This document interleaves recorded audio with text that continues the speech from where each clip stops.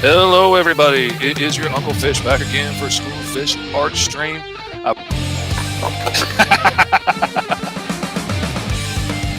J-Man wants a Gatling gun on the end of his tail. Oh my goodness. J-Man says the tail's where you put all the heavy artillery. Damn. Said he used to have a howitzer on the end of his tail.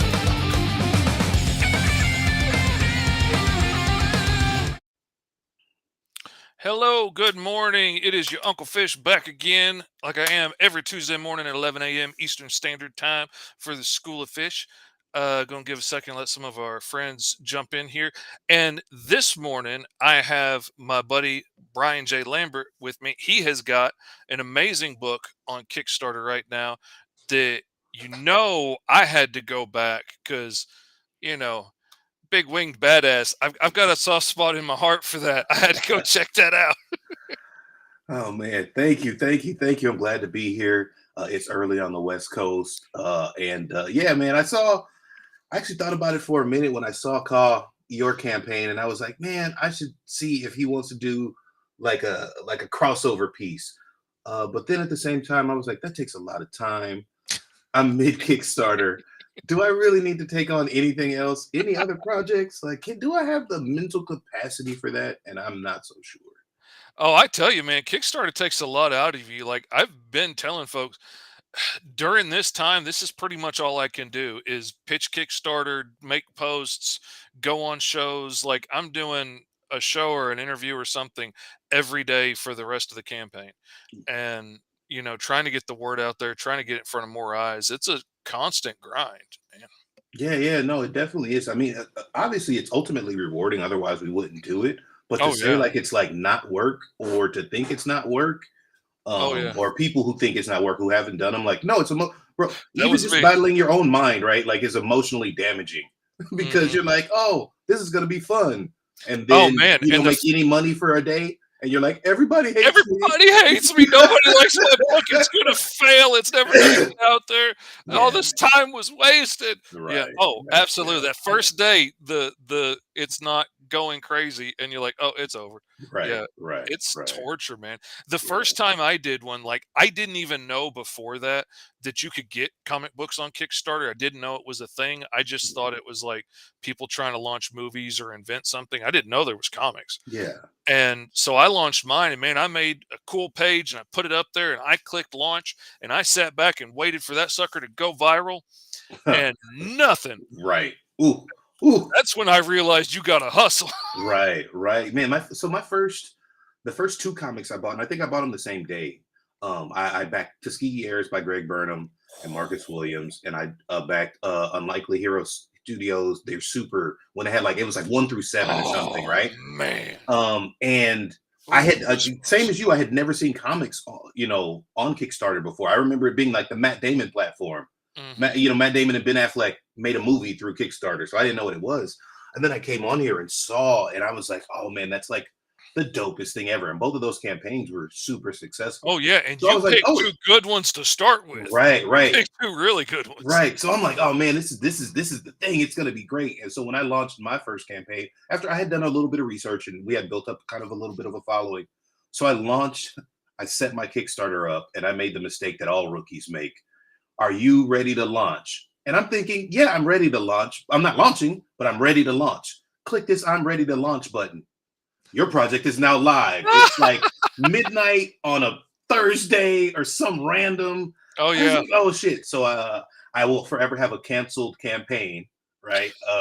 Because I canceled it immediately because I was like, oh shit, it's supposed to launch in 2 weeks or whatever. And I had to go back and do all of that. But it's been a great experience, man. Overall, honestly, it's a lot of learning. I meet a bunch of great people like yourself. Like Unlikely Hero Studios. I went from buying their comics to like working with them, Oh right? man. Like just so They many put different out things. such a high caliber of work and they Yeah, do it so well that like I'm like anybody that works with them or is good friends with them, I'm like that's somebody that I want to know because like they only do the best stuff. and And, and and that's such an amazing clip. You know what I mean? 15, mhm. 20 days on a campaign, and then they are fulfilling it and on to the next one. You know what I mean? Like as they're fulfilling the current one, they are launching the next one, man. And their just production is through the roof. Oh yeah, man, they do great stuff and they do it at high quality and they do it quickly and they do it efficiently. Like I've taken all kinds of notes from Lori. Like I asked her to be the editor on my book Yeah, because I was like, man, everything you touch is gold. I want right. I want somebody, and I want somebody that's going to be real with me and be like, no, you need to change this panel, Yeah, or we need to rewrite this because it doesn't make as good a sense as it would if we did it this way. Whatever. You yeah, need an editor that'll hurt your feelings. Is what I yeah. always say. Uh, yeah, of all of the people I edited for will definitely 100% agree with hurting feelings. Yeah, no, and also look, that entire team is really the core team is really really great. Sarah is amazing at organization and design and blah blah. You know what I mean? Like all the Mhm. logistic things. They shipped her number one. You know, our last campaign, so they did the fulfillment on that, and it was probably the most flawless process I've had outside of like my own internal kind of family or whatever. That's Um, awesome. Because me, that part stresses me out. I That part refuse to deal doesn't with it. work with my OCD well, Yeah, and right. it stresses me out. And like when I heard they started doing that, I was like, that's something I need to look Yeah, into. yeah, yeah. Because I refuse, honestly. So I've been fortunate enough to where Justice and Nightfall, those campaigns that I run personally, I'm able to do 100% through 133 art and Jason Reeves and his team. They're awesome, right? So I get to be I'm able to just like send him my stuff and like, hey, here are the files. Tell me how much it is, and I'll give it to you. He ships, he prints, he does the entire thing.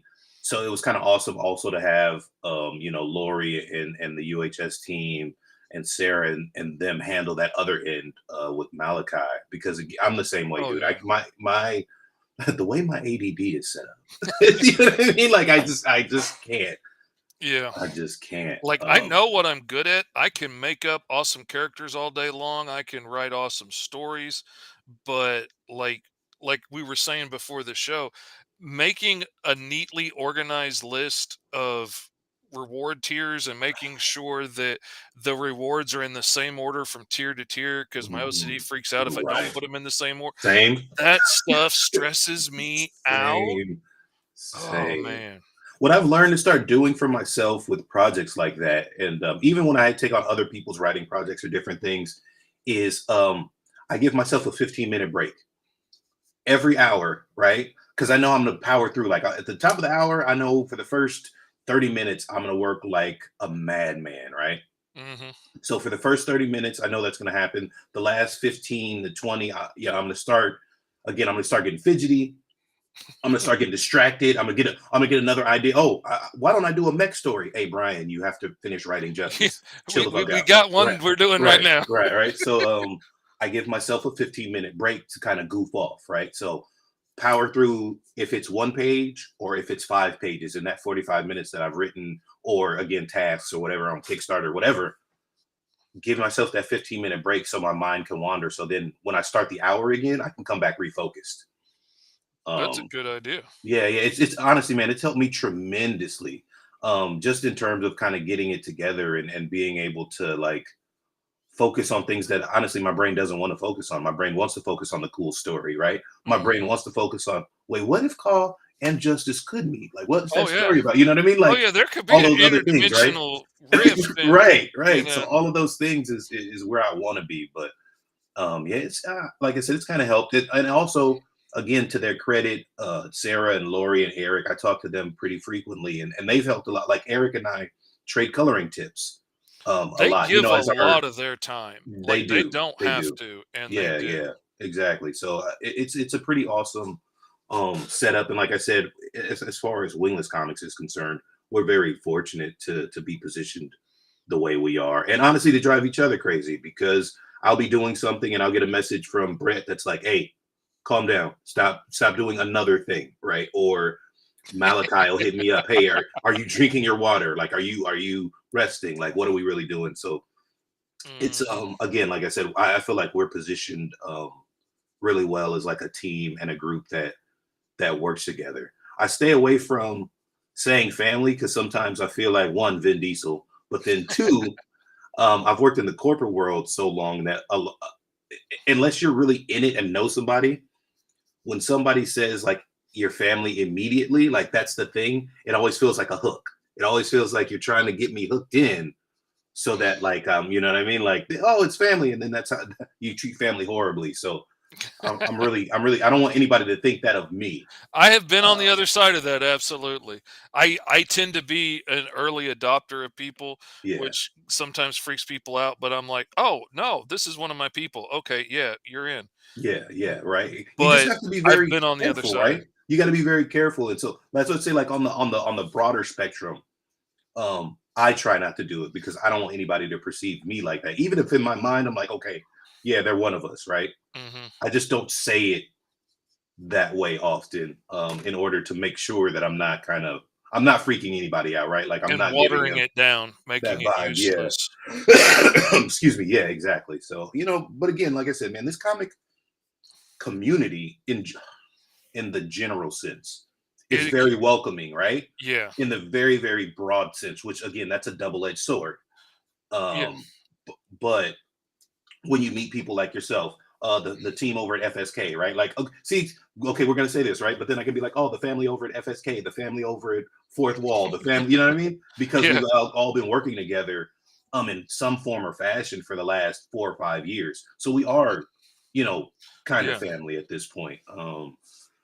So again, I think that's a good thing. I think that we've learned a lot from each other, Mhm. and I like how we continue to like learn and grow with each other. Oh, yeah.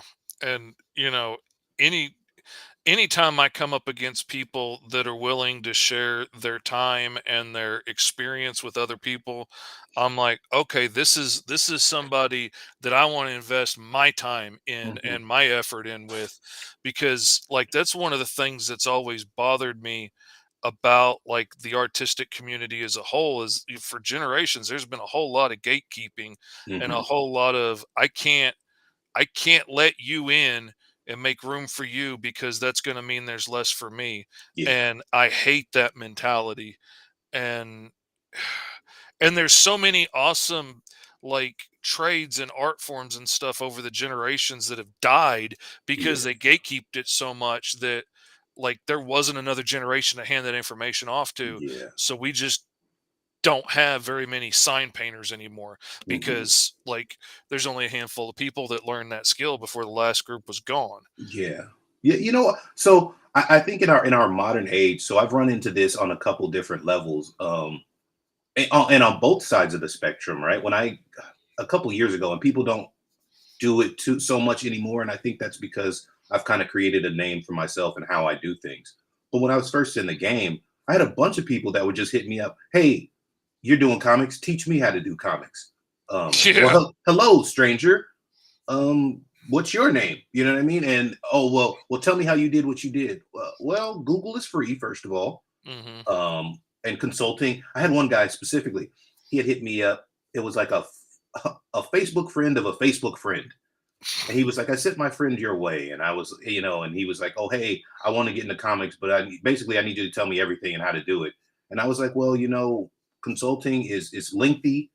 It's not an easy process. So it's actually a paid service with Wingless Comics because we're like right in the middle of things. I don't have time to take on an apprentice I don't even know.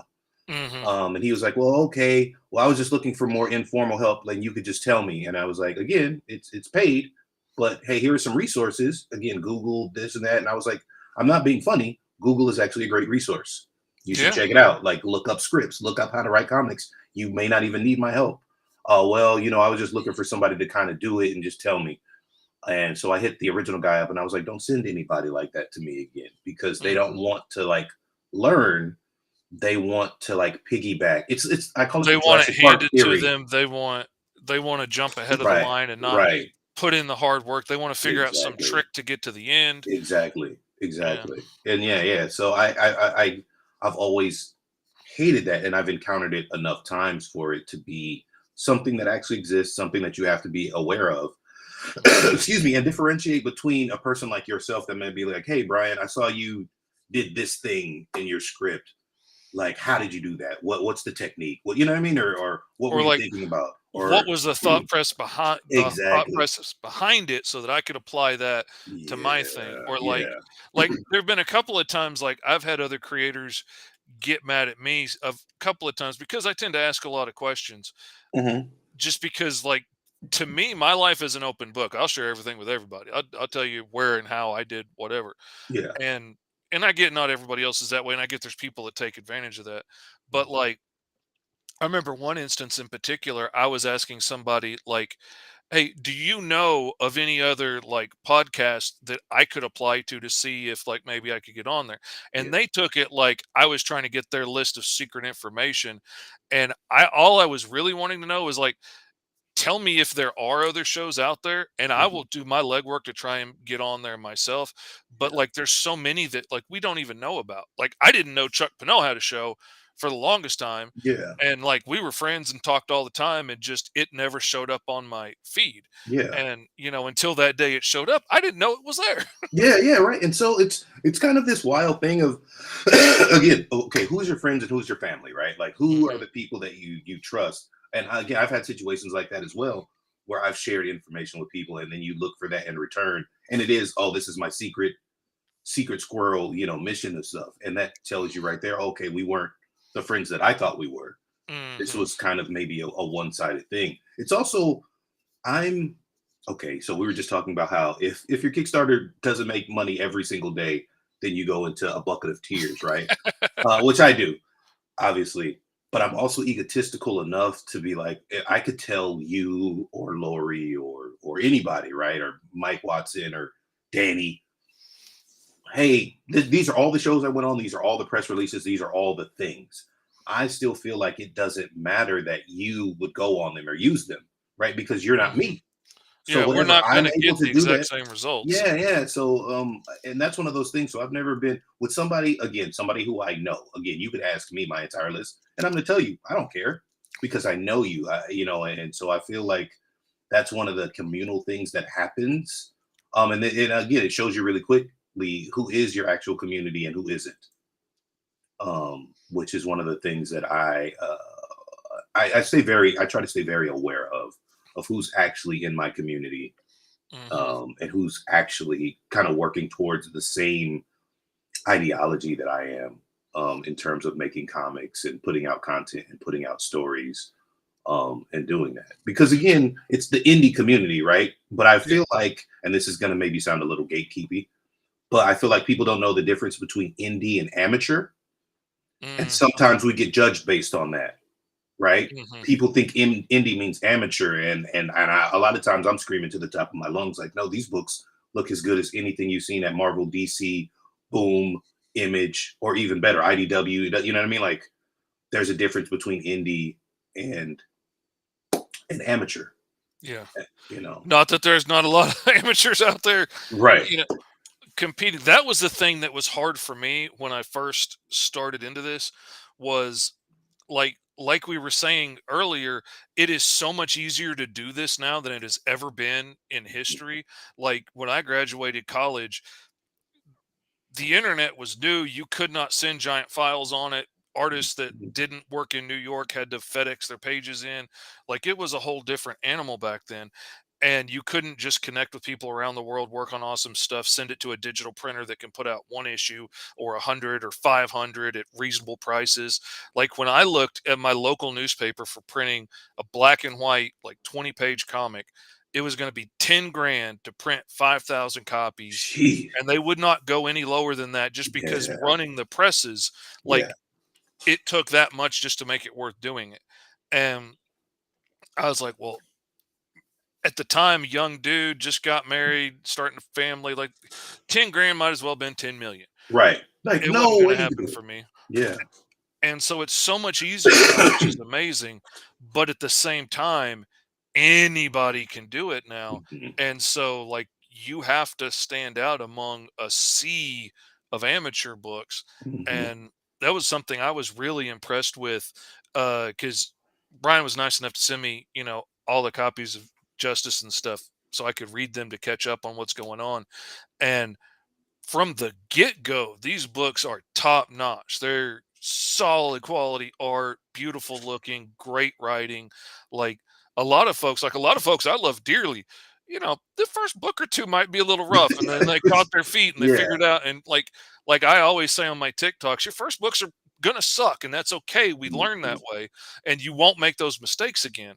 But man, these just bam, these came out amazing, man. Thank Super you, thank impressed. you. I really appreciate it. You know what I learned and what I do mostly when I go to schools, I talk, you know what I mean, like career days and all that kind of stuff, right? When I go back to my home schools and high schools and stuff, I tell the kids, like I tell myself, my first book was a novel. Everything I published first was a novel, but my first real story was a novel, and it was bad, bro. It was so bad. It was like this pastiche of like everything I thought was cool. It was like Robotech and Star Wars and mutants and you know what I mean? Like Just just shove it man. all in there, Yeah, yeah, man. right. And it had all these like obscure pop culture references that really only like me and my brother and my cousin knew. You know what I mean? Like other people might know them, but they weren't good enough pop culture references to be real pop culture references that everybody knows. And it's just it was Hmm. okay. So I feel like every writer, if you're serious about it or if you aren't serious about it, your first thing is always lame because your first book is you getting back at every bully you ever had, you being the coolest person, right? Yeah. And for whatever reason, like you go from you like your main character is somebody who's like, oh, I get Starbucks every morning and I drive my fancy car to blah blah whatever it is they're doing, and somehow we're still supposed to like this person. They're still Hmm. supposed to be like downtrodden, the plucky survivor, and you're like, no, this person sucks, man. Like we don't. There's no reason to root for this person. They're really mean to this other person that we But just they're met. the hero of the story. You have to Yeah, like them. right, right. And No, I don't. no, no, right. Um, excuse me. So what I actually do now, man, like I said, when I go to schools and different things, like I tell the kids, like, no, write that first story because it's gonna suck. But you need to get it out though. Like you need to get past that story of you really having hurt feelings over not being treated the way you wanted to be in high school, not having the girl of your dreams in high school, not being Hmm. the captain of the football team, or whatever it is, right? You got to get past that one so you can actually write the good stuff. Hmm. Um, so by the time I got to Justice, I had already self-published my actual novel, the first novel in the series, in my series. So I had already done the self-publishing thing. I'd already seen how hard it was. I had also seen the rewarding part. My original novel, Ascension, the Crucian Saga, Book One, was like on Amazon's bestseller list, number one for Black male science fiction. Blah. It was like some obscure category, but I But held hey, number it's one for number like a one. week. Right, right. So it was like that's all I needed.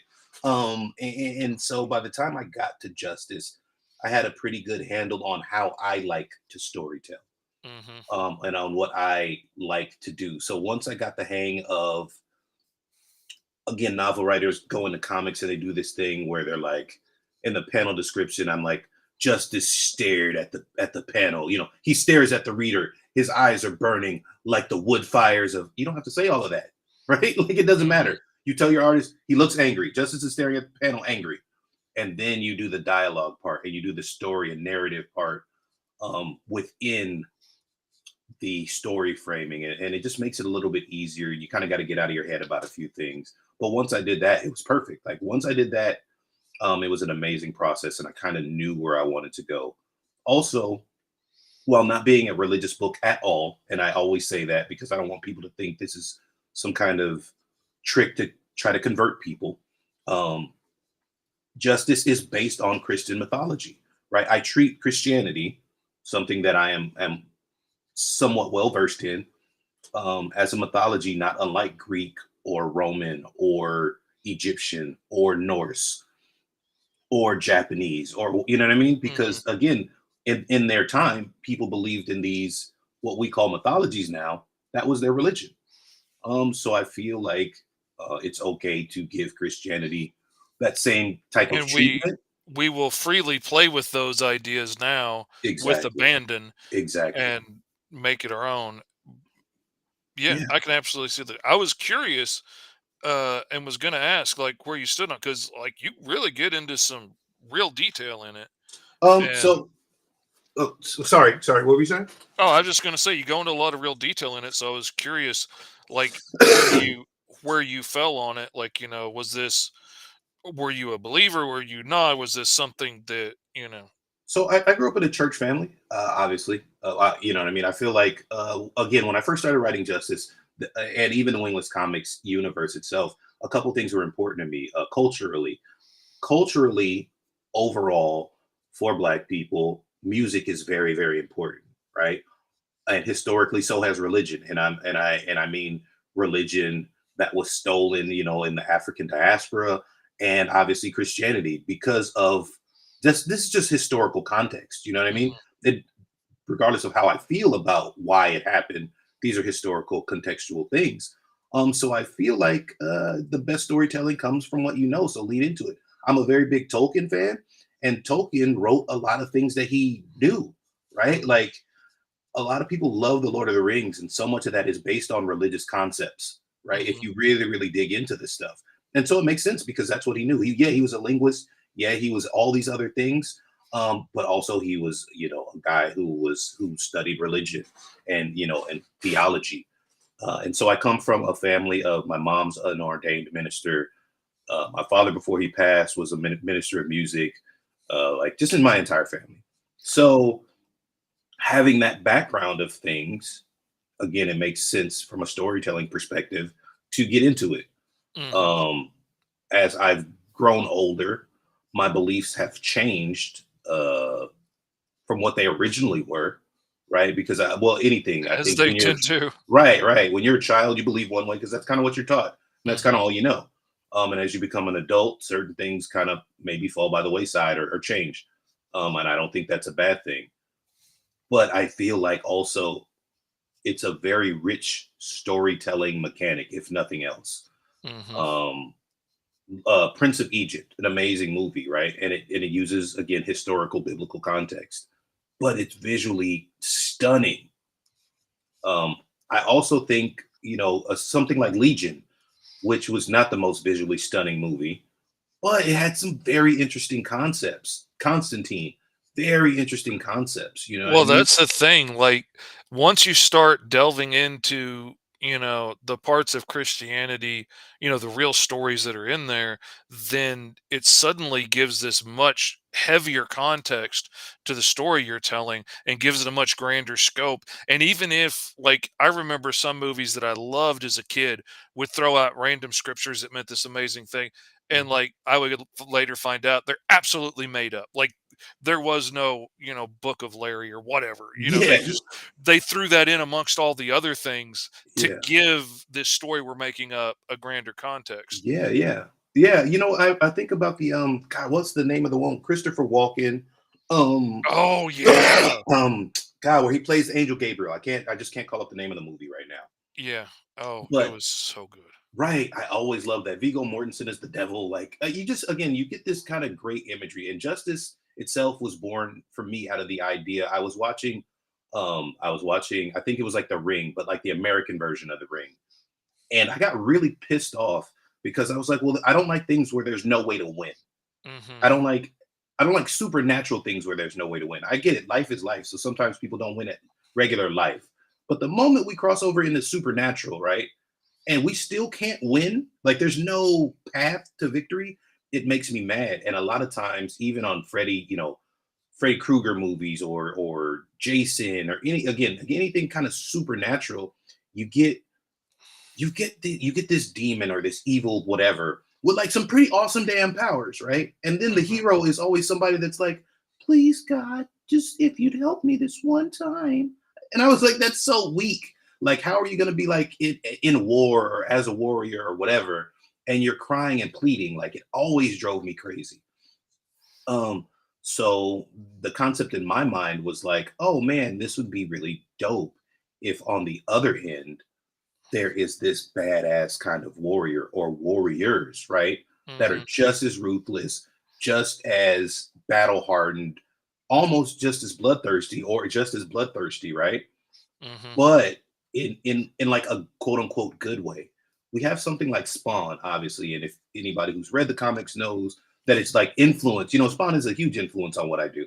Mhm. Um, but no one bats an eye when Spawn is a quote unquote anti-hero that does all this really cool stuff because he's got like necronic powers. And I'm like, okay, that's cool.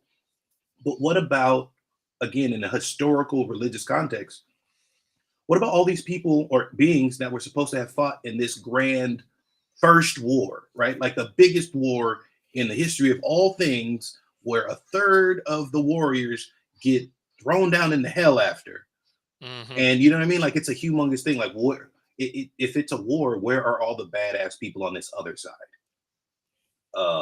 And so I just thought that that was to me. It just seems cool. Again, you see a lot of movies, and like a demon will be speaking in like Latin to say something dope too. Like they have some dope quote, and it's in Latin because it sounds really cool. But you never have the opposite. And so I was like, well, if one group uses it, why can't the other? Hmm. You know what I mean? And that's kind of what the idea was born out of. Not again in a conversion type process or anything, but just in a way of a yin and yang. I love that idea. That concept goes throughout every religion and every creed and every society. And so I wanted to create justice as a really a yin to the yang that I saw out there already. Right, your anti-heroes, your demons that are demon hunters, your on and on and on. Hmm. I Well, and wanted even to scripturally, like the angels are terrifying, and warriors and right, flaming swords and all kind. Like right, it's awesome stuff right. and awesome symbolism, and like yeah, I get it. I think it's criminally underutilized as well. Again, just from a storytelling mechanic, I've always thought it was criminally underutilized. And I see now Malachi said that this version of Justice is Fast becoming one of my faves. I love the texture to his locks and that facial expression, right? Oh And so yeah. that was super important to me as well. Of when I got the image of like a black winged angel with like locks and this whole thing, like it was striking in my head, right? Oh Like yeah. when and I'm no longer an artist, but when I got the idea and I got somebody who could actually draw it out, I was like, this is going to be dope. Like, this is going to be something that we kind of haven't seen before, or it's going to be a different take on what we've seen before. Hmm. And justice in the universe overall is like, hey, what if Batman had Superman's powers, right? What if this person who believes in these ideas so strongly, but isn't afraid to kind of get in there and get dirty, roam the Hmm. earth, right? And fought people of consummate power. I feel like that's, I don't know, it's kind of allegorical for life, and especially with what we have going on right now. Excuse me. Oh, thank you. You love the design of the comic furniture. So thank you so much. I really, really appreciate it. I Um, got so excited drawing, I forgot all about the comments. you know, it's again we get caught up on that one thing, right? Like we were saying that Yeah. the way these OCDs and ADHDs are set up. Um, Hmm. and so I think that, like, again, those things become kind of important and kind of striking. And I think that, again, even with the current society the way it is now, in terms of like some of the turmoil, some of the questions, hey, do you stand up and fight for everybody? Do you only fight for when it's, you need to be concerned about it because it's going to affect you, on and on and on. Um, Justice is my kind of way to explore some of that, right? To explore pulling the blindfold back of what you thought was true, what you Hmm. believed to be the thing, and and realizing it's not always the case. And you definitely don't pull away from, the subjects and stuff that's going on. And like I had to go back and look at it because I was like, man, this is some topical stuff going through here. And these have come out all relatively recently. I mean, you've put out a quite the number of books over the last couple of years. That Yeah, was very impressive. thank you. We've been very fortunate. And one of the things that I started with, and I had some friends that are currently in the industry now, and we're still friends. When I first did it, they kind of warned against doing it. So I released Justice number one. Malachi and I were working in the background on him getting her number one out. Brett wasn't quite working with us yet, and I decided I wanted to do Nightfall. I started working with a company originally, a company called Concrete Comics. And originally, I had planned to release Nightfall with them. I was like, man, I got this idea for this big, kind of larger than life crossover type story because I love that stuff from Marvel and DC when it Hmm. used to be like an event, right? Like not every 2 months, but like it was every year or two, you got like this great event. I love that Yeah. kind of Not just storytelling. it's time to boost the sales, but Yeah, like an actual real event that was going to Yeah. have consequences. And Yeah, yeah. So I love that kind of storytelling, and so I wanted to do it. And when I had asked a friend, "Hey man, do you think I should?" Or no, no. So the first Nightfall, it performed well, but not as good as I thought it was going to. So I was going through the existential crisis of, did I make a mistake? hmm And I had a friend in the industry he was like, "Well, do you think it was too early or too soon to do it?" And my response at the time, and I didn't know how significant to me it was going to be, was it's never too early to follow your dreams, right? And so sticking to that became very important to me, right? I wanted to get all 5 issues of Nightfall out. I wanted to tell this complete story, and I didn't want people to have to wait 5 years because I could only hmm release one comic a year to do it. hmm So we just put our heads to the grindstone, and made sure it happened, that we could really get this story. That was, again, Nightfall is fun. It's big. It's larger than life. It is not as heavy on the lore as Justice is, per se. It's more of a popcorn flick than hmm Justice is. But again, it's to me, it's important storytelling. It's important to create these different layers and levels of storytelling, and to introduce different characters without having to be like, "Hey, here's our new character, her." I hate origin stories. I hate that stuff because I feel like storytelling and narrative has progressed to such a degree that you don't have to do it the original way. You don't have to do it like, "Oh, Spider-Man got bit by a spider and then now he's a superhero." Like, jump into the story, get Yeah, I into the mean, so character. much of the time, like we get it. Like if you're a brooding character sitting on the rooftops, if you're a street level dude that beats up punks, if you're a cosmic being that has landed on this planet, like okay, we get it. We've been reading comics long enough. You don't have to make us believe it. Just like let's get into the good story. And and then I dig Green Zone and I've got to explain this whole world because this whole world works differently than any Yeah. other worlds. Yeah, which I love that kind of storytelling too, and we get it. I think a lot more in anime hmm and manga, in terms of they'll give you this world that you've never seen before, but they are very adept at explaining the mechanics of it very quickly. hmm And a lot of times, because American comics are a legacy brand, we don't do that, right? Like, because they're a legacy brand, again, we take the time on the planet Krypton, bro. We know, we got hmm it, we understand. And we don't need to Um, see it every time you're going to restart the story. Like, Seriously, yeah, yeah. If I see another Superman origin, I might lose my mind. Now, I love Superman, so don't get it twisted. I love seeing him on screen. It's a travesty that Cavill didn't get more movies, hmm but I don't need to see Krypton exploding again. We've all seen it. We know, and I we've don't had a need to couple see the epic Waynes versions of die it. again. Right, right. I don't need to see.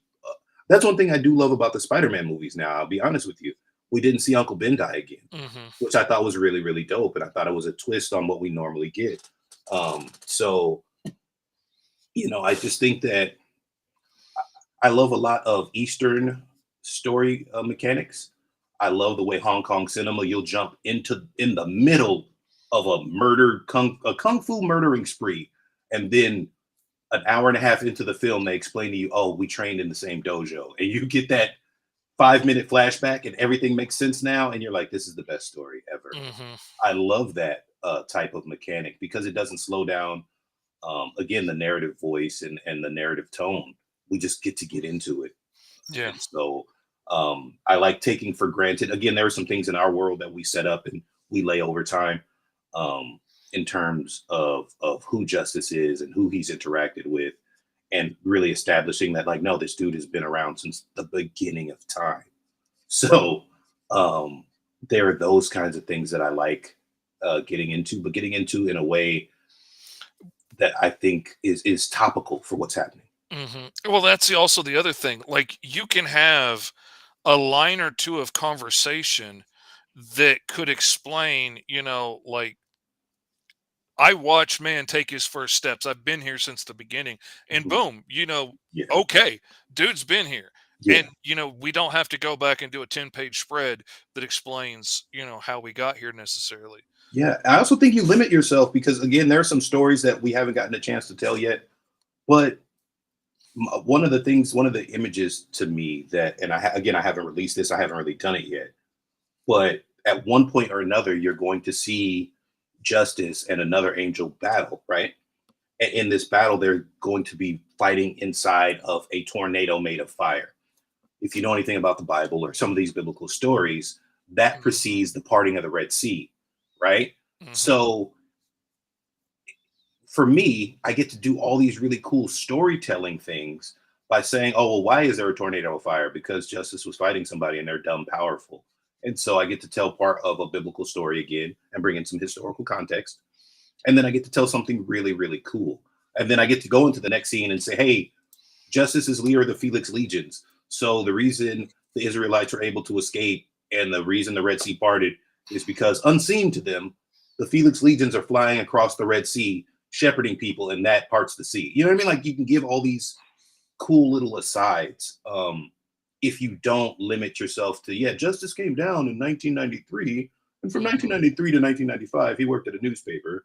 And then, you know what I mean? Like Yeah, you exactly. just get all these other levels if you don't get bogged down on trying to be Marvel, right? Trying to do what Marvel did 50 Over years ago. decades. Right, Over right, decades with right, hundreds of creators working for right. them and, publishing dozens of books per month.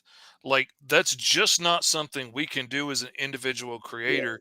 If you can only afford to get a book or two out a year, Mhm. you are never going to do that. Right. And it's better to tell one story really well and hint at how much bigger the world is and how much else is going on. Like, let me know that there's more out there. That's awesome. Mhm. Mhm. But when a creator is like, okay, this year we're putting out the first issue of Spider Ripoff, and then next year we're doing the first issue of Bat Dude, and the next year we're Mhm. doing Super Guy, and the next year we're doing Wonder Lady, and but you Right. never give me issue two of any of them. Right. Like Right. I've got a beef with that. Right. I hate it so much. And that's again, that's one of the things. So Wingless Comics has a number of number ones. Uh, and we're rolling out our number twos this year. But I was very clear and very careful to make sure that we are working independently of each other, right? So that it's not me doing issue one, issue one, issue one, issue one. No, I have five creators and there are 12 months in the year. So if we Mhm. all do issue one year, and then issue two the next year, and then issue three the next year, we're all continuously growing at the same kind of rate, which is far more beneficial to your storytelling, far more beneficial to your quote unquote pitch for Marvel or whatever else than, like you said, all these consistent number ones. That sucks, man. To not get that storytelling and to just have again, again. Oh my god, it's just your character doesn't develop. Like you said, it is spider ripoff, and you never just make you never make any headway. Mhm. And also to me, it shows like a lack of actual care for your story because obviously, as creative, we got a billion ideas and we want to do them all at the Oh same yeah, time. But absolutely. if you're dedicated to your characters and your story, you're going to write them. You know what I mean? At one point or another, you're going to write, oh, hey, you're going to at least get your characters to a place where you can stop, right? You're going to Mhm. tell at least one full story about them. And then maybe, okay, hey, let's go to the next one because you really want to get your character story out if you actually care, if you're actually about that. Mhm.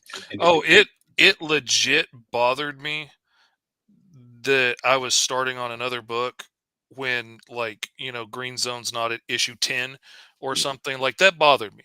Mhm, But also like the idea hit me out of the blue and just would not let go, wouldn't let go of my brain and wouldn't quit pumping out more ideas. mhm, And and I'm also having to try and diversify some of my income. Like I'm working on like some maze books to be able to put on Amazon for like some passive income, like mhm, other things that I can do to have more money coming in, more directions, more regularly mhm. than hope waiting on this Kickstarter. And then anything could happen along the way. There could be more paper shortages or something that throw the printing off, by a month, and then the books are late, and then I don't want my being able to pay my mortgage tied up on that one Mhm. thing. Yeah. So if I diversify a little bit, hopefully that runs a little bit faster. Yeah. Yeah. I mean, there's obviously some when you get into the business and someone who's doing the business of this business, it's a little bit different, and it's a lot different than your normal like flash in the pan. oh hey, I Mm, want to do some stuff for whatever reason, as opposed to like actually having a plan for doing the stuff. Um, yeah. and so again, that just there are a number of levels to it, and I think that there are a number of people that do it really well, and then there are a number of people that don't do it really well. And Um, that's the problem. The people that mess things up can mhm, really make it hard on everybody else. mhm, Like when I started doing freelance, comic work, and I only started doing this like 5 years ago. mhm. And I was amazed at how skittish everybody was about paying, Yeah. and everybody was so afraid I was going to run off with their money, and I just couldn't comprehend why that would be a problem. But I've been around longer now. I've heard all these horror stories Mhm, about people getting dragged along for months or years and never getting the stuff they paid for. And mhm. I can't understand how anybody would, like, that's ruining your reputation. This is your business that you're trying to build here, and you're screwing it up by How many treating people have people gotten like away with it though? Like, and and I mean that in the most unfortunate way. that. Hmm. We all know Marcel Dupree's name, right? Whether or not some people refuse to even say it, like he's Sauron or Voldemort or somebody. Hmm. But we know him and we know his horror stories, right? We know he doesn't pay artists. We know that he puts a black mark on some of the things that we want to do, but he continues to be able to work with people most of the time because it's people who don't know him or haven't interacted with him before. But then They're so also he'll get excited to his get a chance that exactly.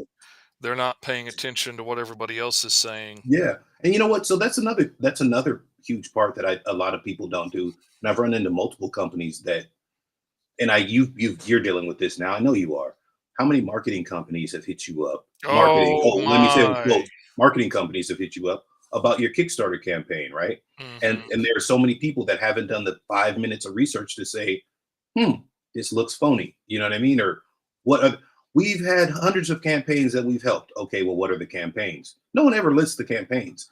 They've No. just somehow helped hundreds of campaigns make thousands of dollars and fund up to double what they were looking for, Hmm. right? And because people want to be successful, they'll just get into it and go for it as opposed to doing the research. And I think that again, that goes for not only the business side of it, but that goes for the creation side of it. People have a good idea, right? So everyone who has a story is not a storyteller. That's one part of it. And even if you are a storyteller, that does not mean you are a writer. Those are very, very different skill sets. People don't know that because they don't do the research for it. But you'll Hmm. get everybody who thinks, oh, hey, I wrote something, so I'm a writer. Technically, is that true? 100% in a capitalist society, right? But does that mean you're like the writer that you think you are? Does Does that that mean mean that you anybody wants to buy it? right, No. right, exactly. All these little things. And how do you know any of that? Research by Hmm. checking out the market and seeing, oh, hey, am I writing this correctly? Is this mechanic correct? Again, people who do research on art because art is visual. You can see immediately if it sucks.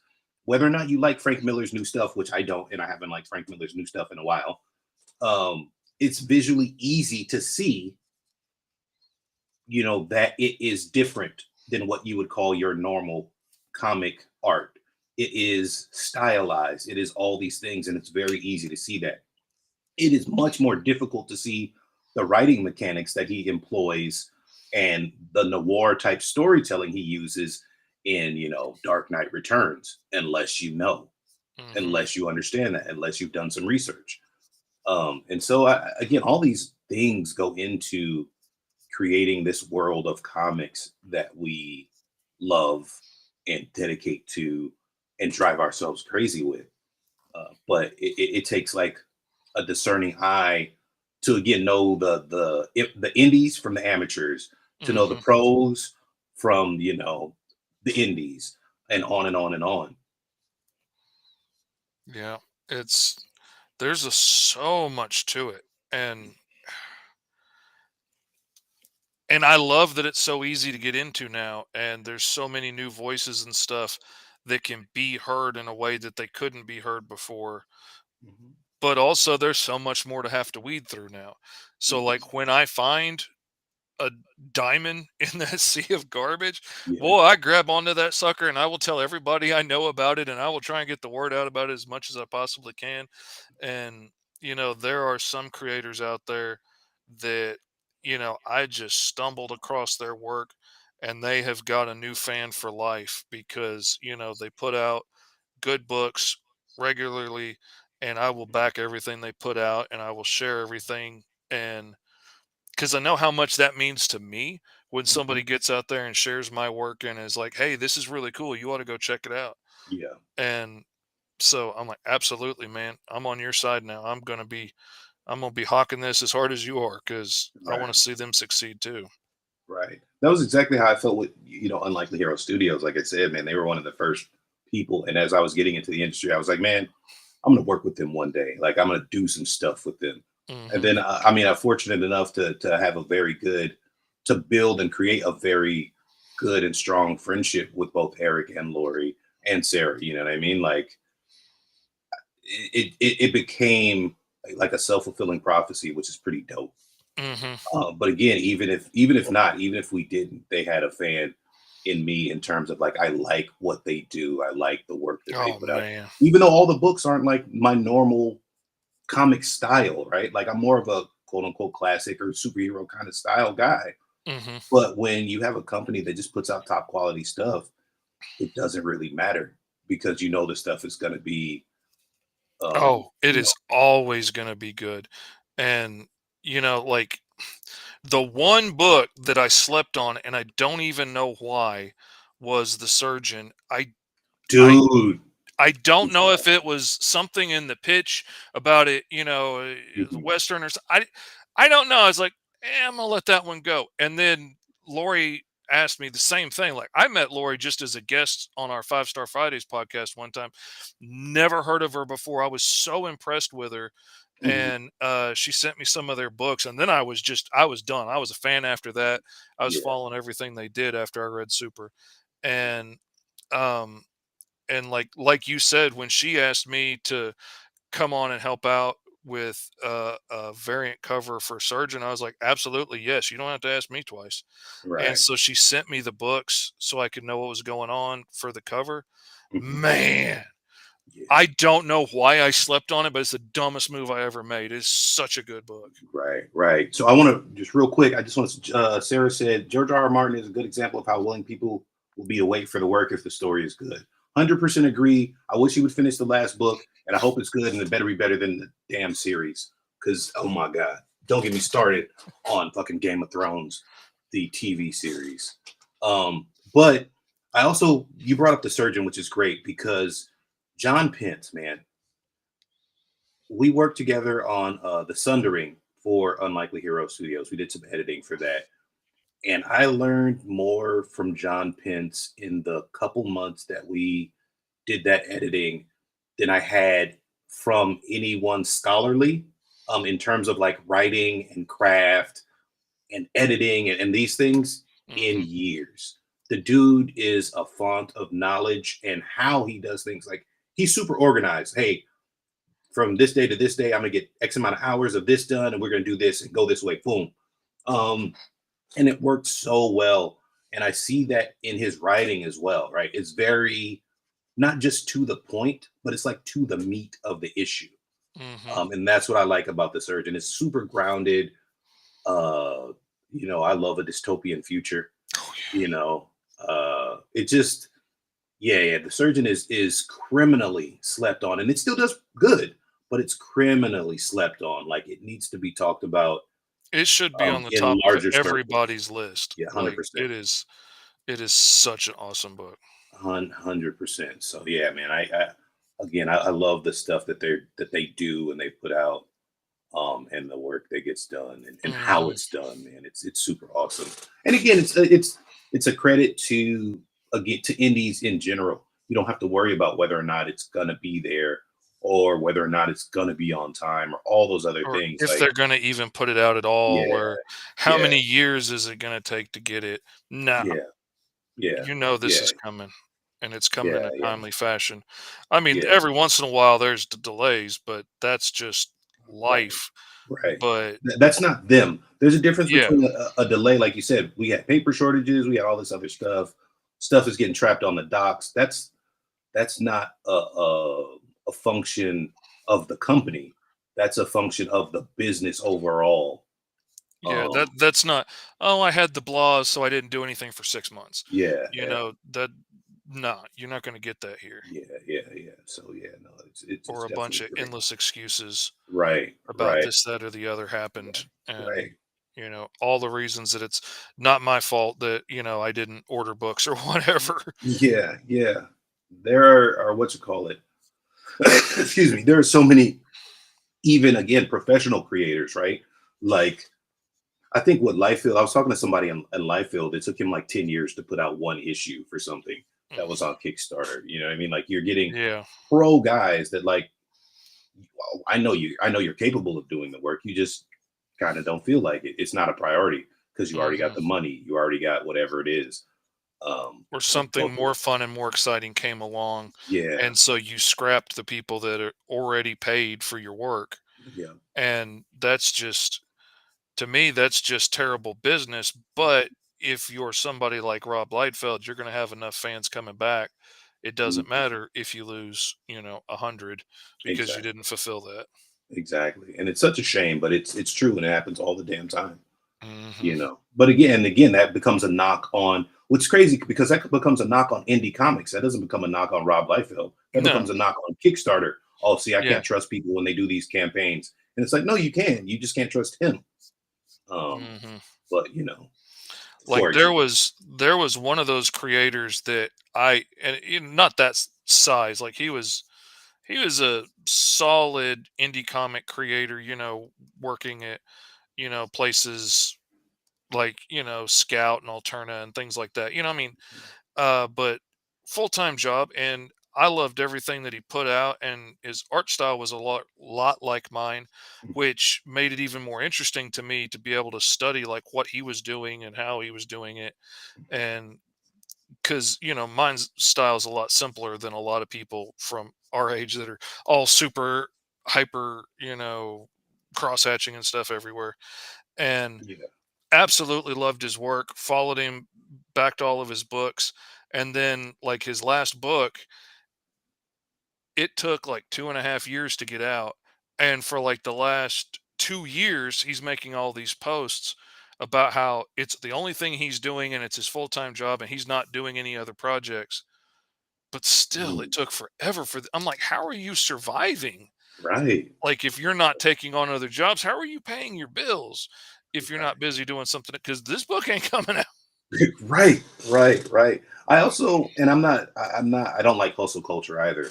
But it also kind of frustrates me when someone, they're lying to you because they're like, "This is all I'm doing," and blah blah blah blah blah. And I'm like, dude, I'm doing books with a full time job, a family, you know what I mean? Hmm. People have dogs and everything else, and somehow they're able to put out said book in a reasonable amount of time and without any delays in terms of paper shortages, artists leaving, whatever, nothing crazy. They're able to do it, and somehow you're not able to do the 22 pages that you talked about in a year, in two Hmm. years. It's just kind of, I don't know. It just strikes me as lies. That's the reason that I really don't like taking a book to Kickstarter until it's done, Yeah. because like I want to be able to go straight to print afterwards. Mhm. And I picked it up from one of my clients that always does it that way. And like he saved up and paid for his first book out of his own pocket. Mhm. And then the money from that Kickstarter, the extra from that Yep. Kickstarter after printing the rewards, paid me to do his next book. Yep. And then the book's done, goes to Kickstarter. That Mhm. profit paid me to Yep. do. And I was like, Yeah. that's freaking brilliant. Like, Yeah. that's the way to do this. Yeah. You're not waiting a year to get the book made. And, oh, well, the colorist got sick and, Hmm. somebody's dog died and, Yep. all the things that happen in life. Like, it's done, ready to go. It's like, that's genius. I don't know why it hadn't occurred to me. Yeah. And so, like, I was like, yeah, absolutely. That's the way I'm doing it. Yeah. And so that's what I've been trying to do to keep them coming and, ready to go out. Mhm. That was actually the wingless model as well, man. And I was very dedicated, and we're still very dedicated to it. I don't ever want to be in a place where we have to wait for funding to end, and then we have to do the book. So now you got to Hmm. wait 6 months for it to be finished so that we can do the other one. Now, don't get me wrong. If for whatever reason we funded like $50,000 or something insane, right? Then yeah, Hmm. I'm going into production on the next book immediately, and I'll probably give that one away damn near for free, right? Hmm. But that would be the only scenario where, okay, we've got this excess of funding to where we can do that, to where we don't have to wait. Well, which would be the downtime for the next issue. We can just go right into it. That would be the only conceivable way I would do Yeah. it. Excuse me, because otherwise it's kind of unfair to your fans. Hmm. You know, again, if you have, look, if you're doing Lady Death and you have that huge of a platform and you're going to make 200,000 on each Kickstarter because that's who you are and that's how much people like Lady Death, you're dealing in a different market than I frankly am. Oh And so yeah. you're able to do that. You're able to say, hey, we're gonna wait a little while and we'll do the book after funding. But you've got a whole different setup. If you're one of us, again, indie, not amateur, and even amateur, where you're kind of dependent on the funding to finish up, I feel like that's a bad business model. Because you should put out at least that first story independently, so you can tell that first story. Hmm. Um, And get because people hooked, get people exactly, interested, exactly. have something besides the same, 4 or 5 pages to Mhm. show, and get people hungry to come back for more. Mhm, mhm. That's my thought on it anyway. Right, right. But Exactly. Sarah said, we don't like putting books out till they're done either. We have made a few exceptions over the past few years, and it always turns into loads of stress. Right, right. I don't understand how people aren't on pins and needles after they've released a book or they've done their thing. And it's like, oh, hey, we're going to go into production. I don't know how that doesn't stress you out oh, because you've got the next task, you've got the next thing. Um, hmm, and it's just got to be just crazy difficult. To me, it's crazy difficult.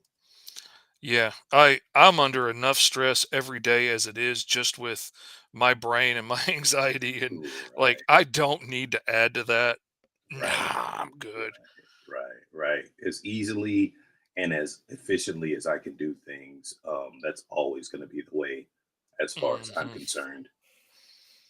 I'm going to ask you now live, and I do have to go in a minute, so I do apologize. Oh no, that's fine, man. Because my time is running short.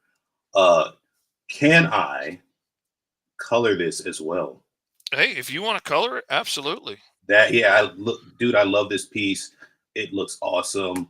I would. Oh, What's up, Jay, J man, Man? yeah, I was about to say, man, I was about to get on him about the next what you call it, man. Next time I saw him on another FSK podcast, I was gonna be like, bro, you missed one.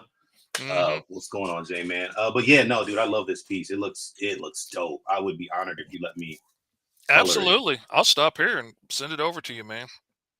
You mind also? I'll talk to you offline about it. But this might need to be a stretch goal pinup or something, man. Man, Uh, I love it. whatever helps you out, man, I am down for. I like I said, man, I appreciate it. Yeah, dude, man, it looks dope. Oh, I really like the hair. is such a fun character to draw, and like, and I was really looking at the hair as I was reading through the books, and I was like, okay, this is deliberate. Like, this isn't like just dreads. Like, so Yeah, I was paying attention, I and appreciate that. I appreciate that. Yeah, yeah. it. One of the things that also, well, when I first started, very, very, very first started, all indies start out with pinups, right? We just start doing these splash pages, these pinups to get our characters out there. Oh yeah. The first question I got was, well, why does he have guns? He's an angel, right? And I was like, again, first thing I was like, you didn't question that when Spawn had a bunch of guns. So like, why question it now? Right. But I tried it. Everything about justice is deliberate in one form or fashion. And it'll obviously, as more issues happen, I unveil more about the character and why he looks a certain way and why certain things are a certain way. So when the guns came up, I had to really explain to people like it doesn't matter what he has; it's a symbol of power. I was like, angels have swords historically Hmm. in art and in literature because that was the symbol of power. That was the strongest.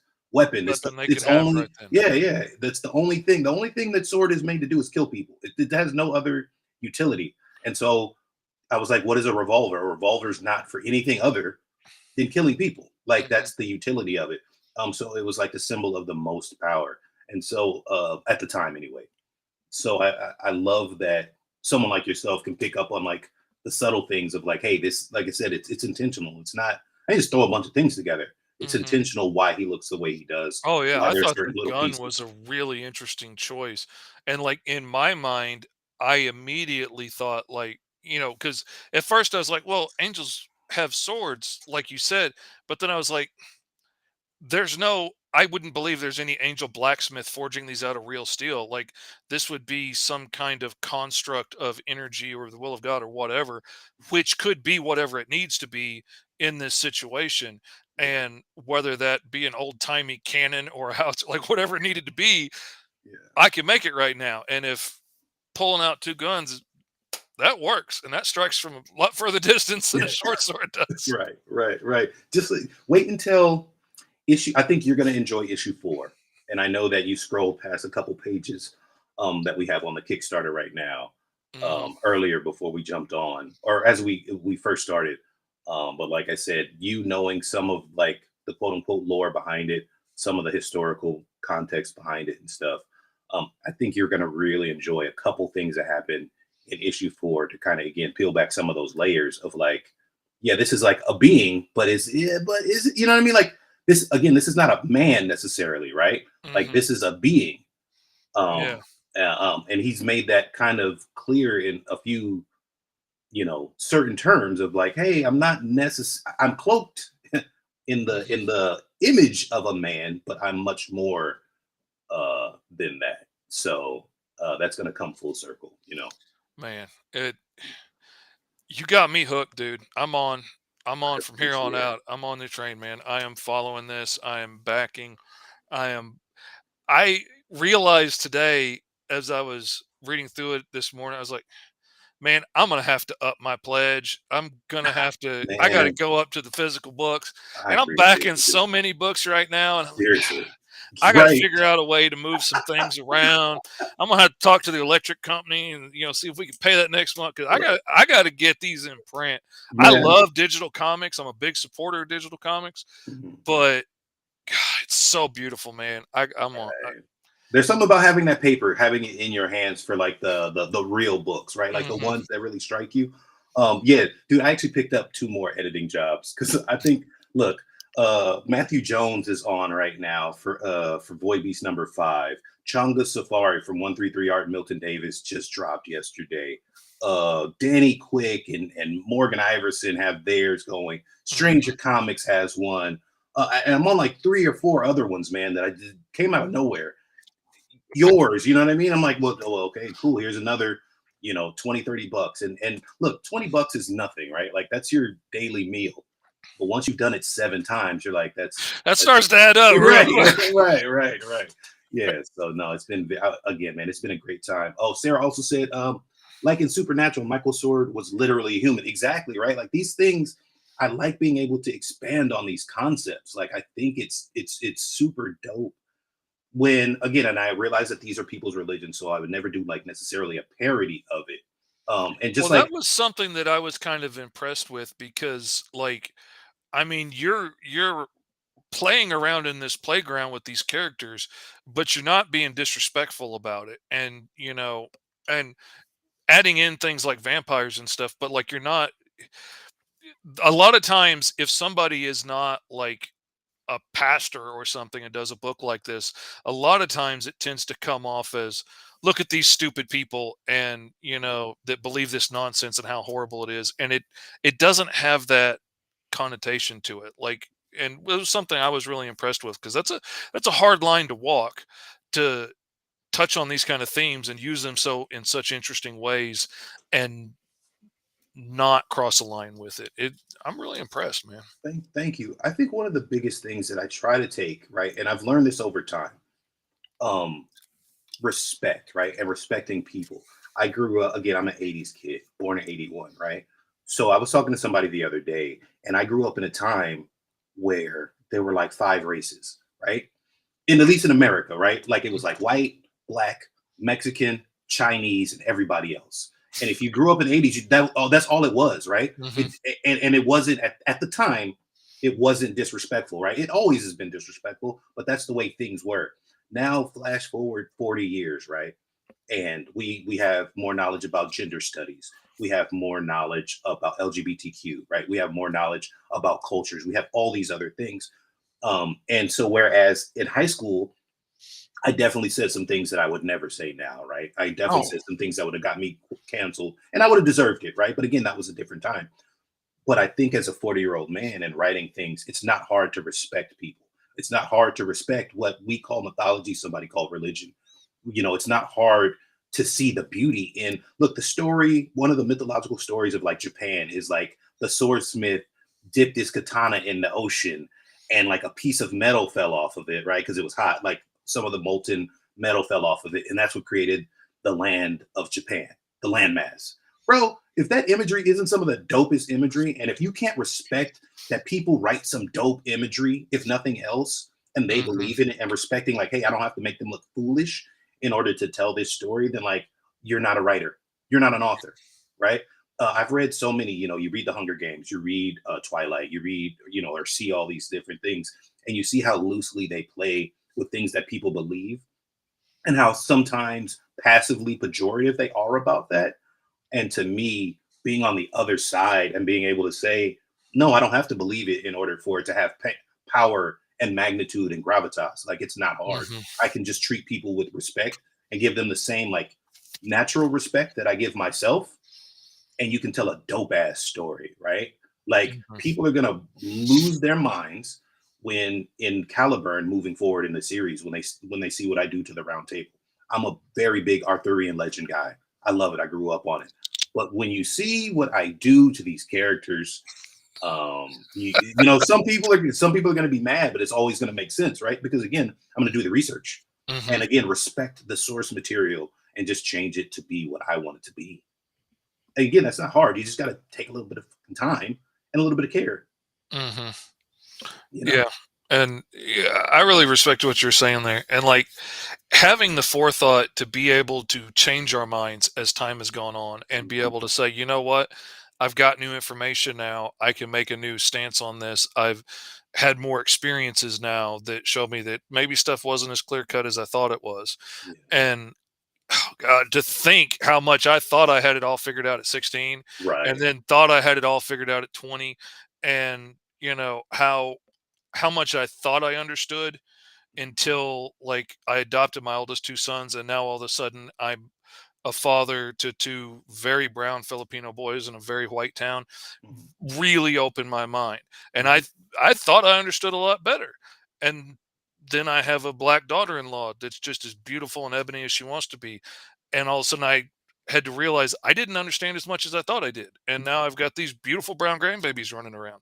And now all I can think about is making sure that the world we're setting up for them is as good as it can possibly be, and Mhm. supporting as many other creators out there that are creating awesome books that my kids can look up to someday and say, hey, this creator looks like me, and my grandkids can look at it.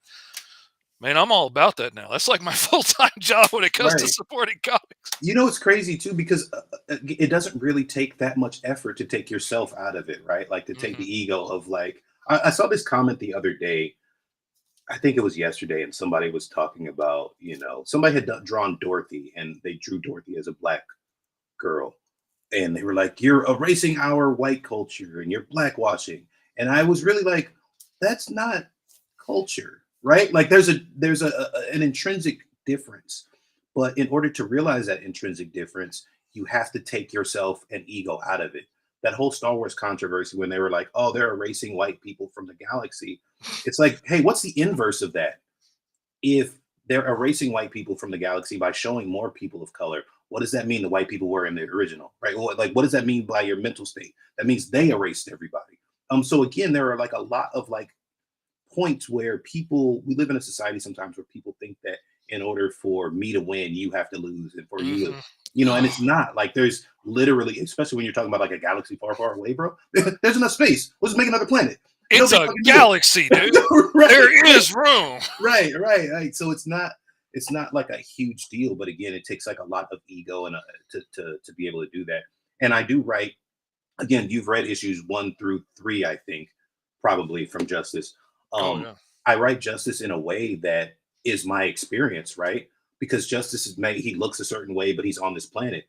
He is still very aware that he is not a human. He Hmm. is not your average, right? And so even in my personal life, my regular life, I'm accomplished. I have multiple degrees, whatever, right? Thank you. I'm super glad about it.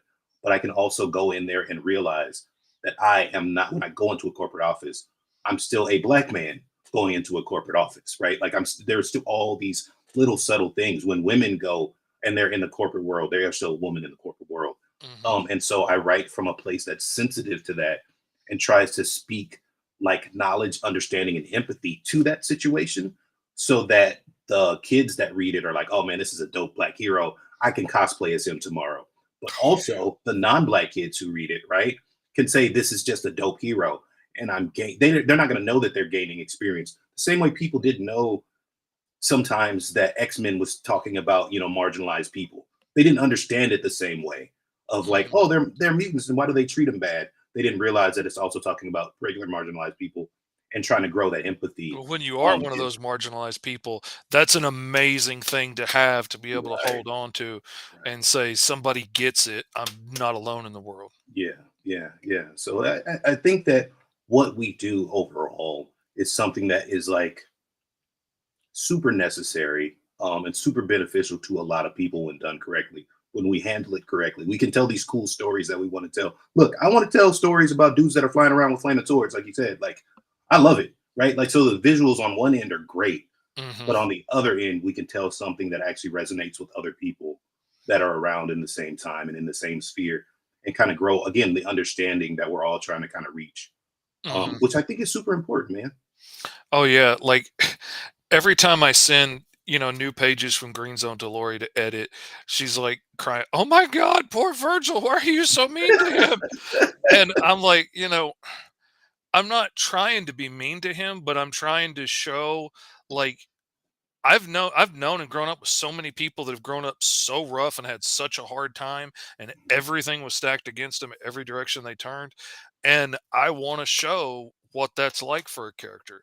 And if somebody can read that and, have empathy for an 8 foot lizard monster, and like, this is so hard and they're just against him, from the get go for no reason, maybe that can open some eyes to realize, maybe everybody's not starting from the same place. Maybe some people did have a harder go of it than others. And, if it can do anything to open people's eyes a little bit, that's what I want to do, you know? Yeah. Yeah. Sarah said, my nephew loves Black Panther and wanted to cosplay as him. He wanted to paint his skin brown like T'Challa, and it was hard to explain that to him. Still not sure I did it right. You know what? It's going to sound, I'm okay. We're going to do the heal the world moment, right? Like, I love that your nephew wanted to do that, right? Because that's a very wholesome thing from a child, right? Hmm. Like, they want to embody the character. And I remember being a young man and, when Return of the Jedi came out, and I was fortunate that my mom always instilled in me that I could be a Jedi or I could be Luke Skywalker. I didn't need to change my skin in order to. But that's such a wholesome thing from a kid. And hopefully, at some point in the future, like we may not be around for it, right? But I hope that at some point it's okay for your nephew to paint his skin, right? Without the historical context of like that being a horrible thing to black people. Like Hmm. I hope at some point in the future, I don't care if it's 100 years from now, and not that we've put anything under the rug or done anything like that. I mean, in terms of where everybody is cool with it, right? Like Yeah. cool with it in terms of like it's okay because they are representing a character and doing, and again, it doesn't have that horrible historical context. I hope that there's a point at which we can do that. Where we But could heal until we get from to it that point, and exactly. grow from it, and not Yeah, not keep trying to hide the wound, and, yeah, keep from pretending like it's not there, but yeah. deal with it and heal from it and move on. Exactly, exactly. So you know what? I hope your nephew understands that like he doesn't need to have the skin tone in order to be Black Panther because that's always about the heart and the soul and the heroism. Also, the really Mhm. cool costume. Oh, yeah, that Um, that doesn't hurt. right. So I hope that he understands that part of it. And if he doesn't, I guess book him with me and Mr. Fish, and we'll let him know in a loving way that he can do and be whatever he wants. You know. Hmm.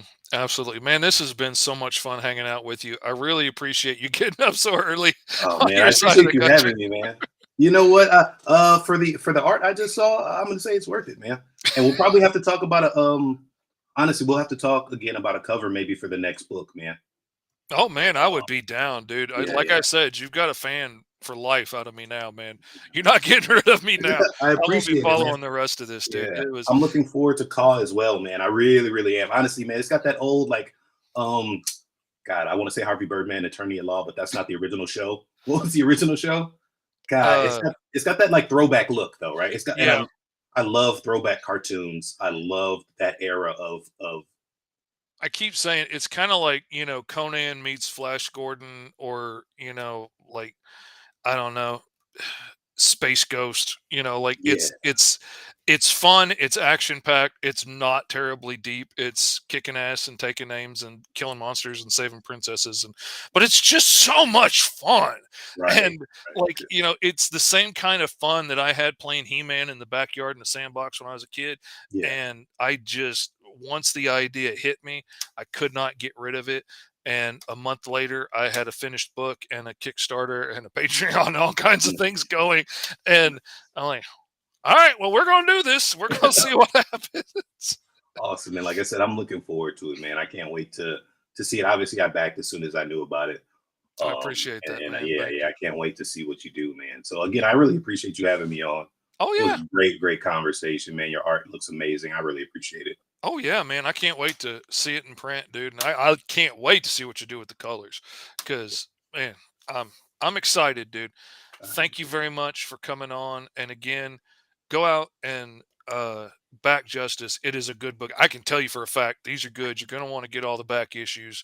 And Thank if you you, man. haven't yet, go check out Caw and give it a back. When we get to 3,000, I'm going to throw the source book on as an add-on for anybody that Ooh, wants it. okay, And yeah, I need you guys to get it to 3,000. I love source books. that's what I'm saying, man.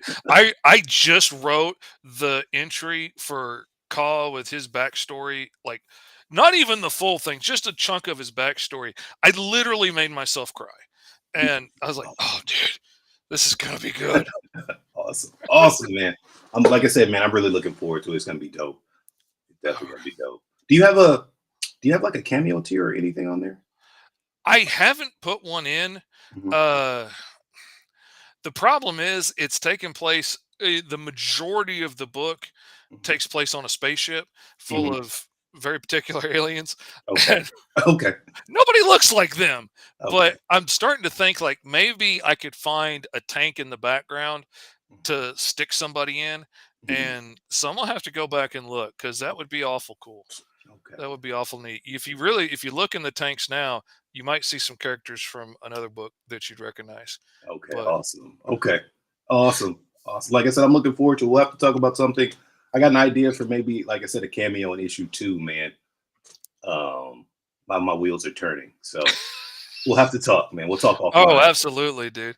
All right. Well, I'm gonna let you get to your life and get to work and all those things. Thank y'all for tuning in. And for those that are on my Patreon, I will see you Thursday morning, 11 a.m. Eastern Standard Time for the School Fish over there, and I'll see everybody else here Tuesday. Y'all take care.